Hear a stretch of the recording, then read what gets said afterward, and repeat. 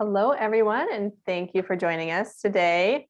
We're talking about Project Guts, and I'm Samantha Dalby. I'm the Director of K-12 Education with NewBoCo, and NewBoCo is a nonprofit based in Cedar Rapids, Iowa, and we work with both students in normal years, the ones in the metro area, and these years we work with them all over the world. They join our sessions, but a lot of our work is with educators in Iowa around computer science education. And I'm joined by Alison. Hi everyone, good to see you here. I am Alison Moore. I'm on the K-12 team at NewBoCo. I've been a middle school science and STEM teacher, as well as facilitated this Project Guts in the past. All right, so this kind of shows you where Project Guts falls in the offerings that we provide. So it is designed for middle school. And this one is fun because it's actually modules that you can integrate, incorporate into your existing science curriculum. So we'll kind of go through this in more detail, but there are things that you or teachers can choose based on what you're going to be teaching. Or if you are an out-of-school provider, I'm not sure if we have anyone joining that's in that situation, but if you are an out-of-school provider or in a community center or library, that's how it was originally designed, was to be modules for that situation as well. So both are possibilities, but most recently they've been working on that integrating into science modules. All right, and the site that Shauna was talking about when we were getting started is projectguts.org. So you can find more information there as well. It was originally funded through NSF and lots of research based around that on the science and computer science learning aspects. And then it's free curriculum forever. Again, all of the stuff that we like to partner with is that situation. So there's not those subscriptions or fees. And we'll kind of talk a little bit about the background of it. So I mentioned that it's designed to integrate into science and bring in that computer science aspect. And they do that through modeling and simulations. So they're hitting those NGSS standards as well at the same time. The framework is around practicing scientific inquiry with agent-based models. And it uses an environment also free called Star Logo Nova, and that is block-based. So any students that are familiar with block-based programming or teachers, it's very similar to Scratch. They have a different look and feel, but follows that same path. And it is kind of choose your own adventure depending on how you want to use it. There are 5 one-week modules that can be incorporated, or if the educator's choosing to use it standalone, that's also a possibility. And the intro module, that first one, is required because that one also walks them through how to use the Star Logo Nova environment. It gives them context of it, and then its science topic is epidemiology. And then there are 4 other modules that can be chosen based on whatever you're teaching to that grade or in the science curriculum. So earth science, ecosystems, physical science, which is the chemical reactions, and then earth science again with greenhouse gases. And the image down here at the bottom, this is one example, and we'll kind of show you live what the environment looks like a bit too. But you can move the space, which is the visual. You can move it around, and they can have these fun little characters to represent the agents. So in here they've got rabbits and I think mountain lions and grass, and so they're talking about ecosystems and populations and all of that. There's also charting, so they can do data analysis and also have a visual there. And then the students can interact with sliders or have different initial states, things like that. So they can not only code within the environment to change things and develop their own models, but they can also modify variables so that they can see what happens when they change different aspects of it. Any questions so far? All right. So what is available for teachers or educators? So in the experience, it's a week-long professional development in July, and they're going to experience the Star Logo Nova environment, so they get more comfortable with that. very important. Lessons from the introduction model are going to be gone through. They're going to experience those. And then at the end of the week, they will get to pick at least one module of their choice to go in more depth on, so that say they know that they're going to use the chemical reactions one, they're going to be able to spend time at the end of the week going in more depth on that. Allison, is there anything else you want to add on that since you've facilitated? No, I think it's set up to really just be designed to help teachers be comfortable with the platform and the coding environment, regardless of their experience with computer science. Gives a good foundation to be able to work within the environment. And then the last couple of days, like Samantha said, are very flexible based on like which units you think will fit into your curriculum and giving you the time to work through those projects. I have a question, Allison and Samantha, for the computer science professional development grant. Will you be having a special, if we get that funded through the AEAs, will you be having something for them in June? Those teachers? I don't know that Projectguts is part of that. Oh, that's right. It's not on the grant. It's the STEM. This is the STEM grant. Okay, sorry. Yes. End of day. Nope, No brain. I'm with you. Yes, but that's a great thing to bring up. So if anyone's planning to apply for an incentive fund, currently that money has to be used by June 30th. There is a bill that's been submitted to the legislature. It's been filed at least, and they are requesting to extend that to be going through September 30th. So call your representative, tell them, yes, that would be very helpful to have it extend through the whole summer.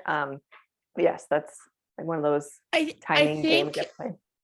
Correct me if I'm wrong, or if I'm misremembering though, but I think part of it is if it's paid for in June, the learning can happen in July.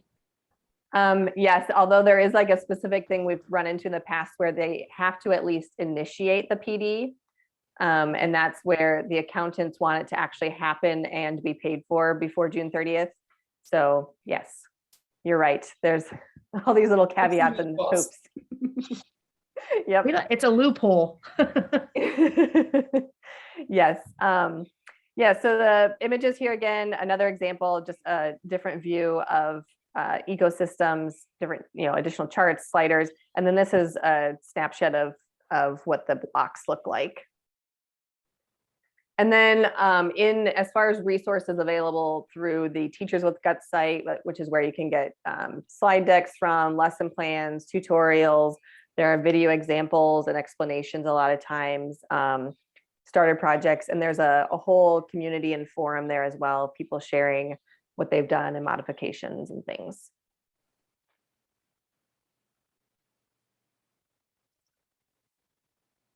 All right, so the professional development fee is $1,500, which includes those 5 days of facilitation. July 18th through 22nd is when we're scheduled for this year, hopefully in person. We're looking at a central Iowa location, and included in that is also $550 for stipends. So that's $110 per day if the participants attend all 5 days. The curriculum is free forever, and that's just a one-time fee. We, are here to support people, as they're implementing as well with questions and years to come. And then there is an option for licensure renewal credit or graduate credit. And is it two for both, Allison? 2 hours. And so for both of those, there are a few like post workshop assignments for like writing a couple of reflections regarding the units, and then including what are some curriculum supports that you're doing in order to implement the curriculum within your year. So there's plenty of time to get those done, but we do start that credit option with the PD. Then the funding, so all of that is the funding, what's funded through the STEM Scale Up Award. So that 15, what's that, Shauna? so that $1,500 fee, that is not, we don't pay that, or that's what that $1,500 covers? That's what Yep, you the 50. What? That's what Right. like the Scale Up Award will cover the $1,500 fee. Oh, okay. All right. Yep. I think that we also have in there, we forgot to include this the last time, there is a $100 classroom supply piece too. So educators, for any like of the small consumables, they're mostly like office supplies, paper cups, things like that. There's $100 that the educators get as a credit to use for classroom. Yeah, thank you. We did forget that last time. So thank you, Shauna, for leading right into that. So that fee is what it would cost if there weren't funding or if you couldn't get the funding. But this year, Project Guts is a STEM scale-up program. Those applications are open now through February 28th. And they're pretty reasonable applications.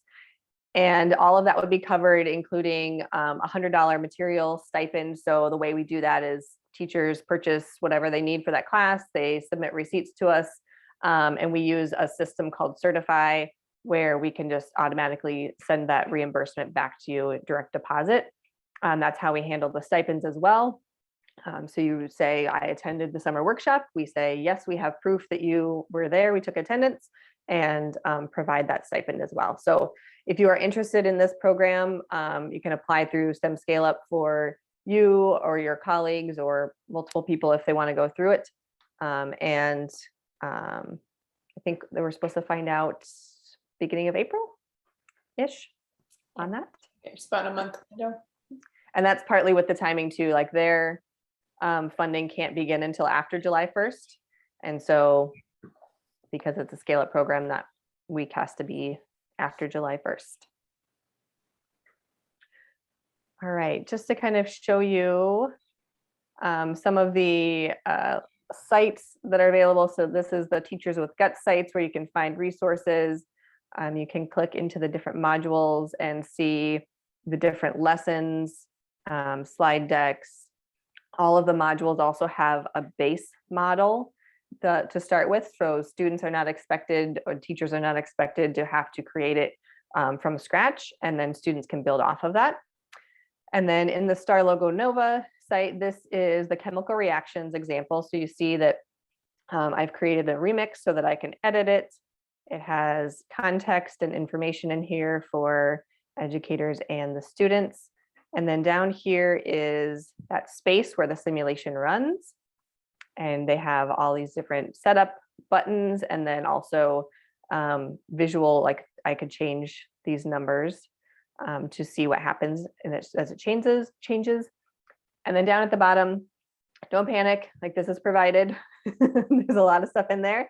But what you might do is have students add to this or identify things in there and build upon what's already there. And this is why we go through that intro module where they explain what all of this is and how to work in this environment. So if I want to run it, I can go and I can click setup, and that places, zoom in here, places my agents. Edit it here so you can see a little bit. I'm going to add my silver nitrate, which I forgot to do last time at one point. And I'm going to add a copper strip. And then the agents start moving around and it starts showing that reaction, what happens to the copper strip as it starts to oxidize. And then of course the students could make edits and make changes in there so they could see what's different between running it the first time and second time after I make this change.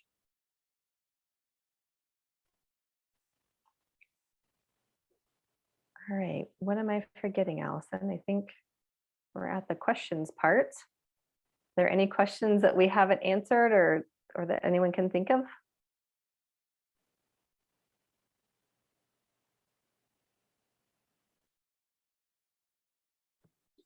Good one that came up in our last session was, what does GUTS stand for? Kind of an odd acronym for something that's definitely not biomedical.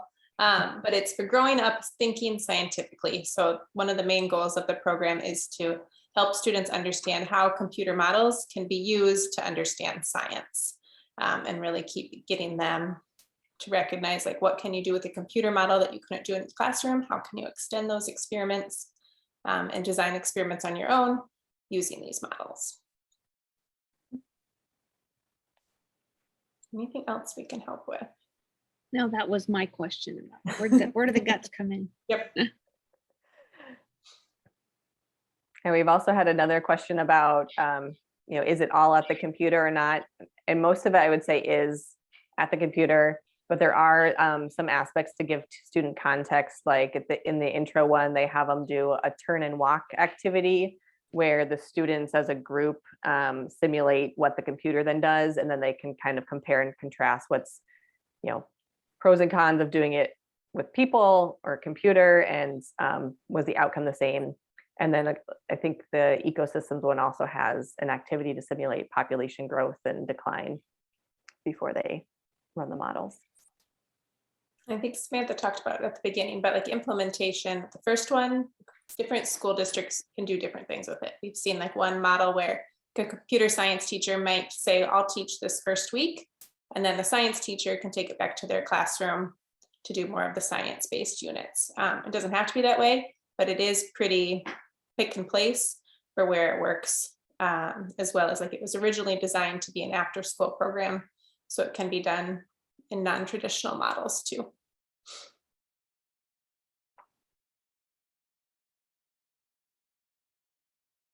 Excellent. Well, if anyone has questions that pop into mind as soon as the Zoom closes, you can reach us at k12@nubo.co, and we will be happy to answer any questions you might have or help with any applications you might be filling out. Bye, everyone. Thank you. Thank you for Thanks, that joining helps us. a lot. All right, bye. Bye. Thank you.